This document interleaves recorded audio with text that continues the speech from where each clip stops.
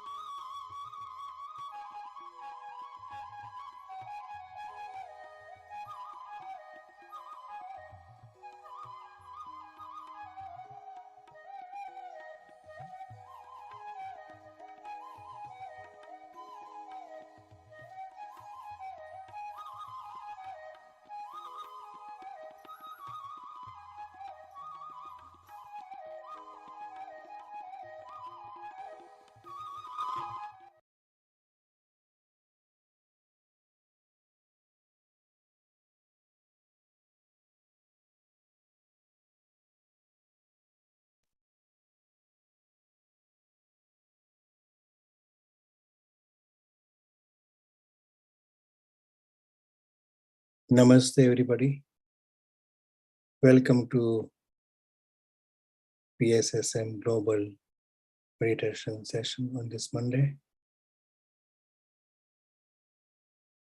Today's topic is the most difficult exercise. As we know that there are so many exercises in the world, and there are so many asanas for their positions in yogasanas. And some of them are very difficult to perform. And some are very easy to perform. But today we are going to talk about a physically the easiest, but mentally or psychologically very difficult exercise to perform. It involves only 3 of our limbs: 2 index fingers, 2 thumbs, and our earlobes. To perform this exercise, what we need to do, first of all, join the index finger and the thumb. But then you have to put your earlobes between these two, just like this. Now, may I ask, what kind of gesture is this? Anyone would like to volunteer? What kind of sign is this? Putting your earlobes between index finger and thumb.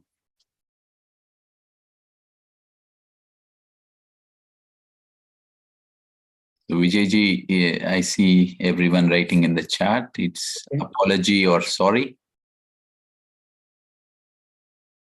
Okay, apologies or sorry, yeah? Yeah. Okay, that's right. And this is the most difficult exercise in the human history, actually. To say sorry or to say forgive me or I apologize, although it only involves your index finger and a thumb and your earlobe, it is the most difficult exercise in the world.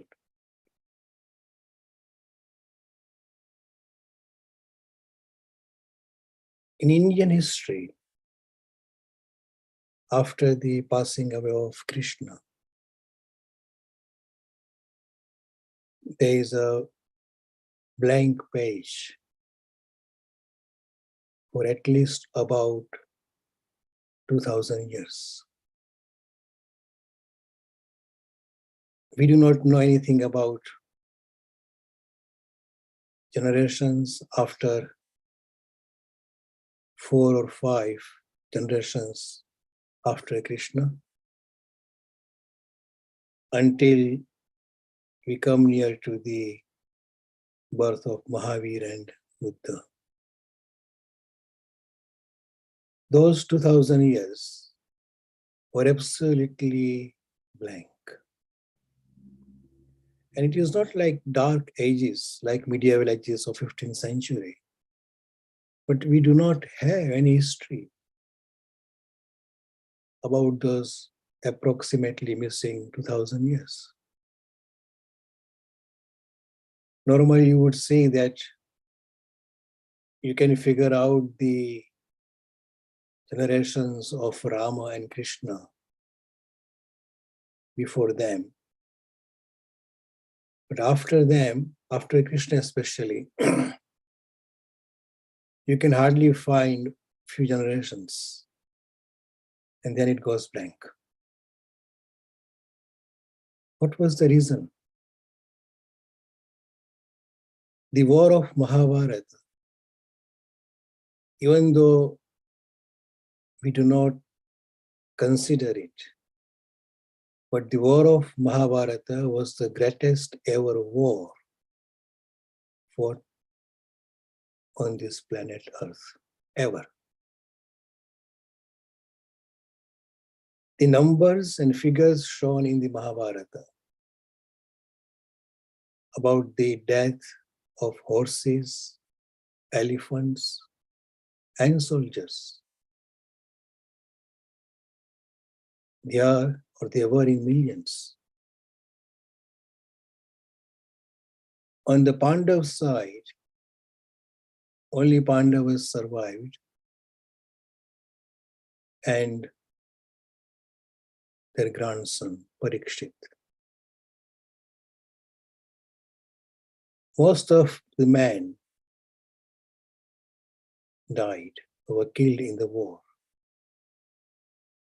The entire branches of science were vanished. And then after a few generations, the entire subcontinent went into darkness because there was no knowledge left. There were no technology left. But why the war of Mahabharata happened? And we all know that it could be because of the greed of Kauravas. But Krishna did try to actually resolve the matter for a very long period. But when Draupadi said some words about Duryodhana and for Duryodhana in his presence, that the son of blind would be blind, referring him to his father's blindness. And after that, so many people tried to convince Duryodhana to give away at least 5 villages, not the entire kingdom or the half of the kingdom, but just 5 villages. Now Duryodhana could have said sorry that I have actually grabbed your land, your kingdom, it was my fault. But since you're asking for 5 villages, that's fine, you can have them. Or even Draupadi could have said sorry after she uttered those words. And definitely Duryodhana was offended. And she could have said sorry there. But nothing happened like that. And the result was the total darkness of the entire continent, subcontinent, for nearly 2000 years. Once the knowledge is lost, it is very difficult to bring back that knowledge without going through again this evolving procedure. Just for an example, if there would be, for example, the Third World War, which would be fought with nuclear weapons, obviously, by destroying the world, what would happen after that? As I think Einstein mentioned that I do not know with what the Third World War would be fought, but I am pretty sure the Fourth World War will be fought with stones and nothing else, because there would not be any technology. Dr. Frank Boehm is a psychiatrist, and he compiled some essays of physicians in a book called Doctors Cry Too. Even doctors do cry. In that book, he mentioned about one patient. that patient only had kind of high BP and headache and some kind of body aches complaint. But after so many medications, she wasn't improving. And then after so many years, the doctor said, okay, fine, just be frank. What is eating you up? But she wouldn't say anything. But then gradually, doctor realized and asked her to say, just let it go. Let it go. And then that patient would open up and talk about so many grudges she was holding against so many people in her neighborhood, in her family, around her. We have never thought that out of 8 billion people today in this world, we only need to know maybe a few hundred. If I ask you, how many people do you know? You know by name, and also they also know you. And I'm pretty sure that the number wouldn't go more than 100 or maybe 500, 400, 300. We cannot even keep that straightforward relationship with just few hundred people out of 8 billion people. And the only reason that we do not want to let something go. When Draupadi was mentioning about taking the revenge, Yudhishthira said that revenge or righteous revenge may be okay. But to forgive is the form of Brahma. To let it go is as equal to the realization of Brahma. Because when we let go something, the first thing happens that our ego vanishes. You cannot let go anything or something without the destruction or without the disappearance of our ego. Forgiveness or asking for sorry or apology, it seems very, I would say, is very superficial. Not difficult, but still people are not ready to let something go. And if you check the history of the world, all the wars, every single war, could have been avoided just by letting something go. Sometimes in the previous times or the empirical times, the kings were very keen to expand their kingdom, and they would just attack somebody else next door on the border and grab their land, grab their small kingdom to expand their own. But after a few years, somebody else would come and destroy them. The human suffering and human miseries would just go on because somebody is not willing or not ready to perform this physically very simple, but mentally very difficult exercise using their index finger, a thumb, and their earlobes. Mahavir Swami, if you ask Mahavir Swami of Jain, they always say, Michhami Dukkadam.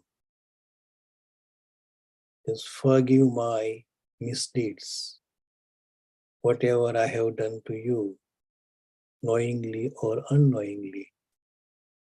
Just forgive me. This was his principle. And if you follow that principle, so many virtues follow the forgiveness. We then do not need to practice non-violence because it will automatically be performed, followed to forgiveness. Sometimes we also try to cultivate so many virtues, but by letting go something, all other virtues would follow. Because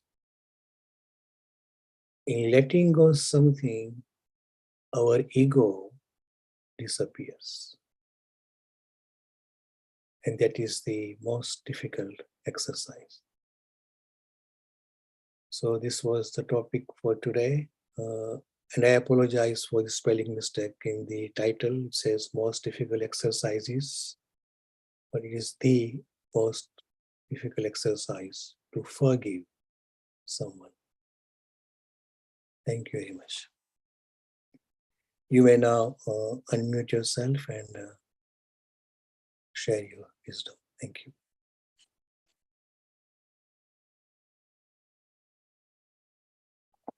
Thanks a lot, Vijayji. When you spoke about the title that was wrong, and then immediately, all the statements you said, it was as if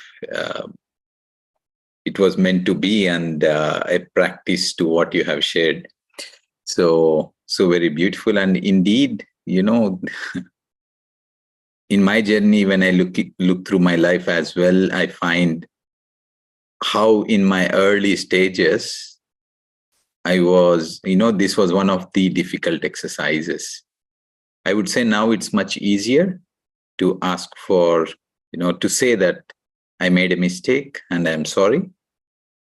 However, it is a journey, and thanks to spirituality, thanks to listening to the wisdom of various masters, reading books, I think it made the process easier and simpler. Thanks a lot. Thanks a lot for, I was wondering what would that difficult exercise be?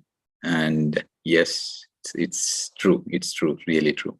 Thank you. Thank you, Vijay. Thank you.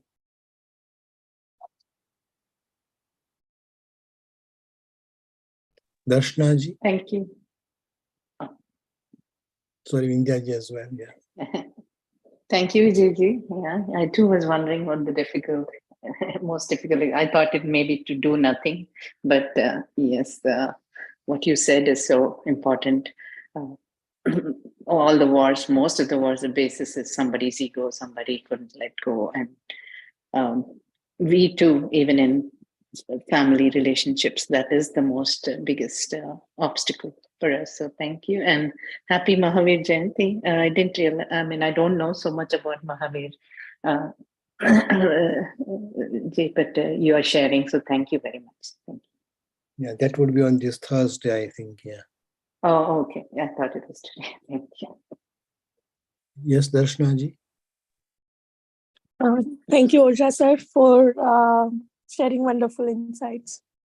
And when reading the title, I was very curious to know that what it would have been. So it was a very delightful surprise, I would say. So first I thought that there must be some physical exercise or something like that. Or you will share some secret of having some special pranayam or to get enlightenment or something. So thank you for sharing this. Coming back to your discourse, um, in case of Duryodhan and Draupadi, but both of them were thinking that what they are doing is right. Why they should say sorry, and I think this is the problem that we have in our day-to-day life, where both the parties think that okay, it is not my mistake, it is other party's mistake. Why I should say sorry? And when so this is one aspect. Another aspect is that the way Ram sir mentioned, that now because we are walking on this path, for us it is easy to say sorry. But when we exhibit this behavior, when we say, with open hearted and very, with all clean intentions, we say sorry, uh, it gets misinterpreted. So could you please share your thoughts on this, that how in such situation, what should be the right way of thinking, and at least to take care of our spiritual self?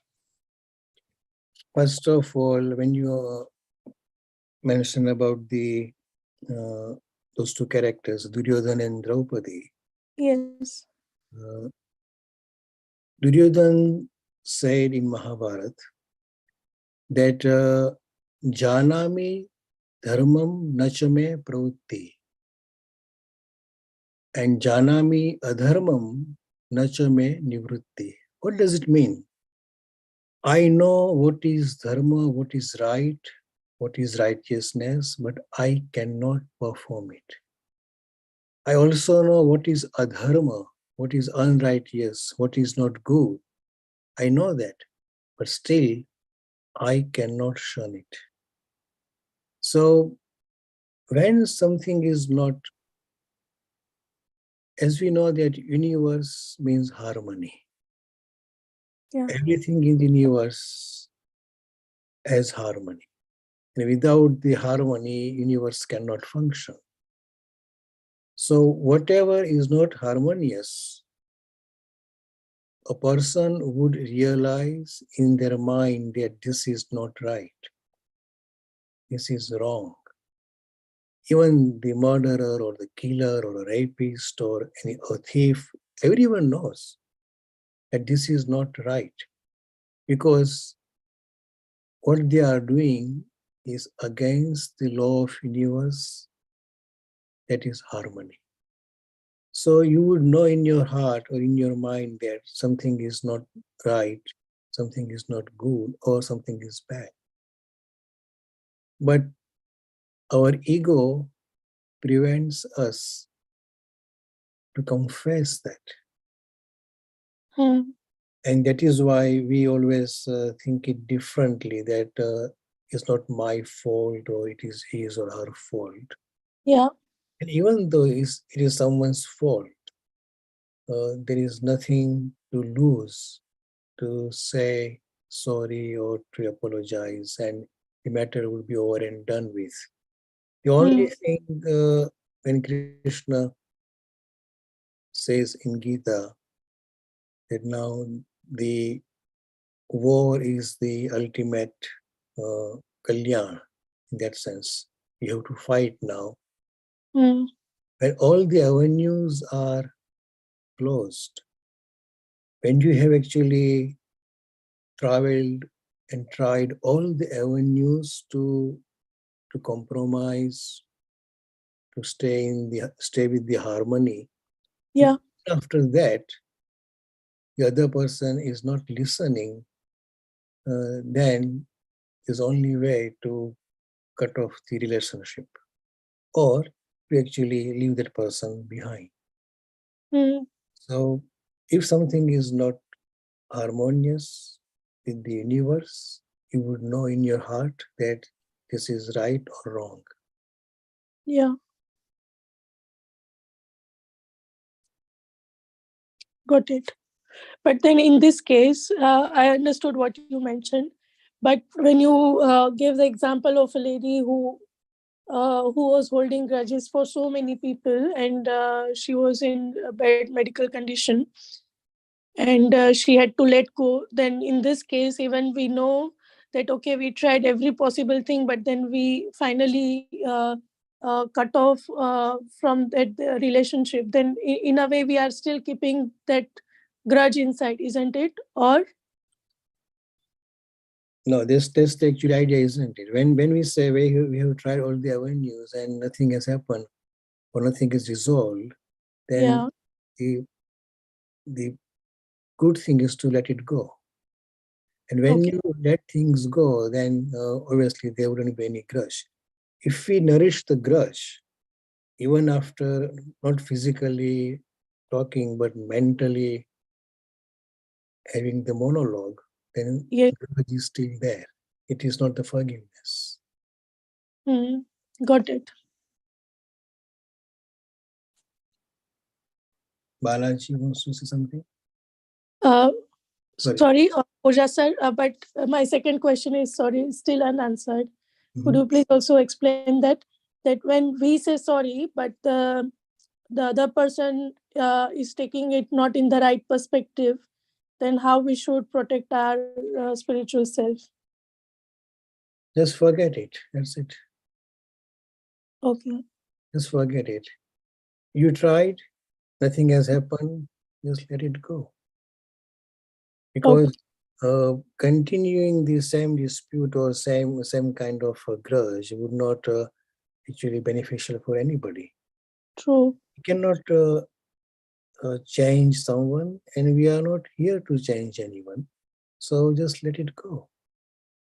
And we can always say that we will go on our way. End of story. Mm. So that would be the right way to deal with the other person who is not budging, but we should actually live without any grudge. Understood. Thank you so much. You are welcome. Balaji? Yes, hi, Vijay. It was wonderful. Yeah, like Ramesh mentioned, I had some differences with one of our family members before I came to this spirituality. Immediately after I started 3 years ago, more and more meditations. From inside me, something saying that, oh, you need to tell sorry, to him.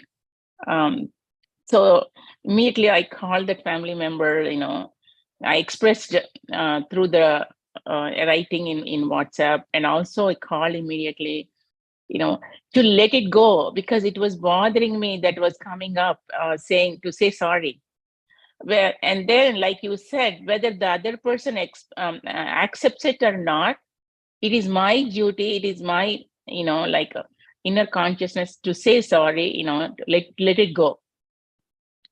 That's what, um, so it really, it gave me so much relief. I think that's very important. From our side, we should not keep any grudge on anybody, because when we think we are only one as a consciousness, there's no other one. Why do we have to keep grudges? So much awareness. With the spirituality brings to us. That is how I think we forgive easily. when we practice meditation, when we come into and learn through masters and also through the books, so much knowledge and wisdom when we gain. Thanks a lot. It's really important, very important. That's right, yeah. Because when we believe that everything is one and there is no separation, then just like in Can Upanishad, it is said that who will see whom, and who will actually love whom, and who will hate whom, because there is only one. There's this Yes. method to forgive other people, but just to on the non-spiritual level, even on physical level, if we forgive someone, then it also actually protects our health, psychological and physical health. So both ways it works. Yeah, that is true. It's a wonderful. It's very hard to do, like you said, but once you accept and do it, it is a miracle. Right, Balaji? Thank you. Thank you. Swarnaji? Thank you, Vijayji. Beautiful wisdom sharing. And I have a question, like letting go. I know we ask for the forgiveness and they don't take it in a positive way, and you let go at that time and you move on your own journey. So is there any process you just have to heal? That letting go also pricks in your heart for some time. So we just work on our own positive on our own journey. It will just have its own course. Or is there any mantra that we have to focus on during that let go stage? Because I have experienced a let go. I said sorry and they didn't take it, and I just took time. Maybe that is for me to learn how to let go those emotions and all. So probably we have to feel those emotions and accept it and let it go for some time. It will be there, and you keep on reminding yourself who you are, and you are doing a positive formations, positiveness of yourself. Or do you have any suggestion in that letting go? There is no mantra as such, or for this letting go, or for any other thing anyway. So it is not the mantra, but for example, if you try to forgive somebody or let go something and still it comes back, why is that? Because we still want to hold on to that person or with some things. There is other way to think about letting go. If something is not working out, and if letting go is only from one side, then you can always think about the principle of karma. Now, no matter what you do or you do not do anything, if the relationship is not bound to continue, then no matter whatever you do, it will not continue.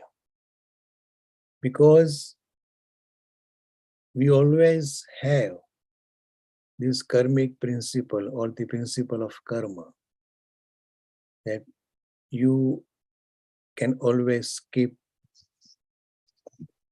good relationships or have the opposite relationship according to your karma and according to the other person's karma. Now, for example, you cannot make somebody love you, or other person also cannot make you love him or her. Why is that? Because it is not bound to happen. There are no karmic connection.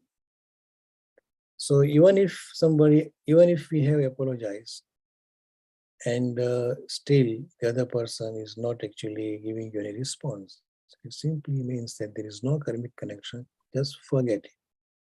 Just let it go. It is not going to happen. And if it's going to happen in positive way, then it will happen automatically without you doing anything. So these two principles of the Jain religion, or the Mahavir Swami, I would say. Mahavir Swami preached the principle of karma, and then he also preached about forgiveness. So when the forgiveness does not work out, then one has to rely on the karmic connection. And if you go deep in the idea of karmic connection, you will realize that whatever is happening in anyone's life, it is bound to happen. And as Ashtavakra mentioned in his Ashtavakra Gita, that all the happenings in your life are obliged to your destiny. So whatever is happening is because of the obligation to our destiny. It was bound to happen. That will happen. So if something is going to happen without you doing anything, then why should we actually worry about that? And that's the other idea of karmic principle. That if somebody is not responding us in the way we want it, just let it go, because there is no karmic connection.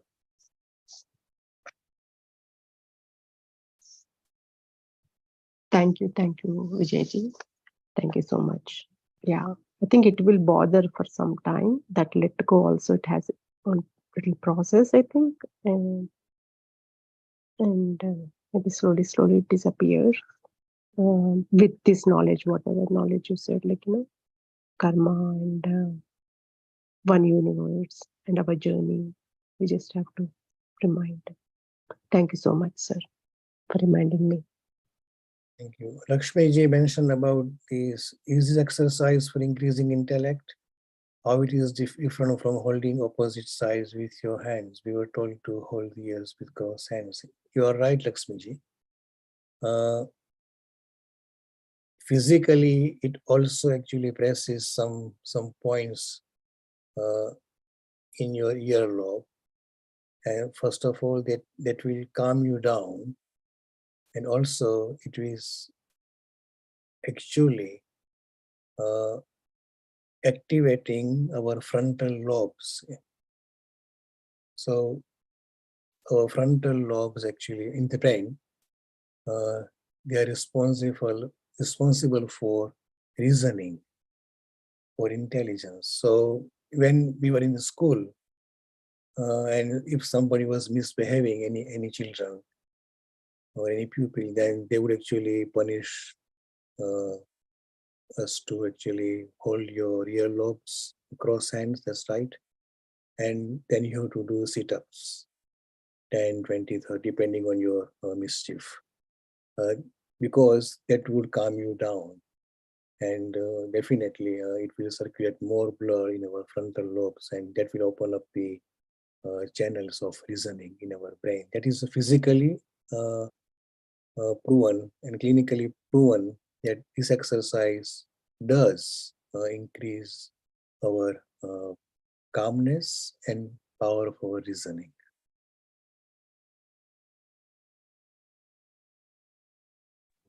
Beautiful, sir. Thank you very much for explaining it and for confirming.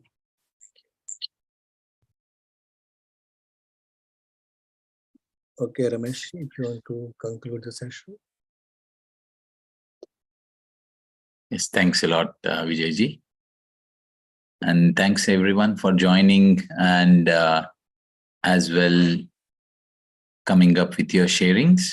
It's always wonderful to listen everyone's thoughts, everyone's experiences. So grateful to everyone. And with this, we end Monday evening session, and we connect back tomorrow morning, 6 a.m. Germany time for a meditation and wisdom sharing. Namaste. Namaste all. Thank you. Thank you, Vijay.